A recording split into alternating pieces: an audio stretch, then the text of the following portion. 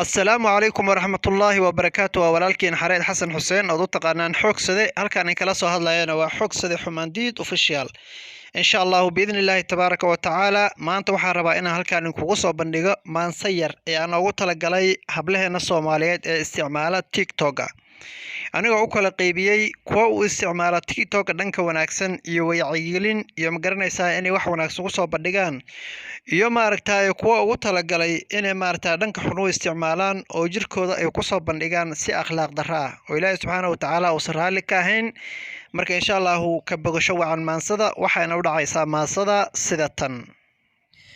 tabaalo xlugu dhiga taliye behen weeya taajir iyo nimaantiin haysan hal tusmay wadaagaane tala iyo tusaalaan idiin hayaa hablow qaatatayda TikTok gabdha toosan baa jiroon xijaabkooda tuuraynin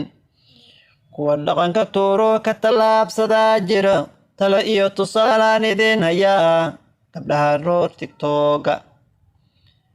tala iyo tusaalaan idiin hayaa gabdhaha reer TikTok ragga waxay ku taamaan ama tamaniyaan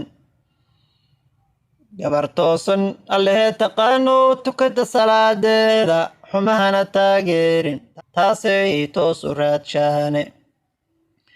waxba naasan taagan timahaagan dhaadheer maxogaagan taakada sinaa soo tuurino statuskana soo saaran timir way macaantahay tusaalaha gabar toosan weeyaane tobaakaduna way qaraartahay tusaalaha gabadha aan toosnayne tixda maansada tala wacan iyo tusaale weeyaane toobadkeen gabar yahay tawxiid waa lagu tanaadaaye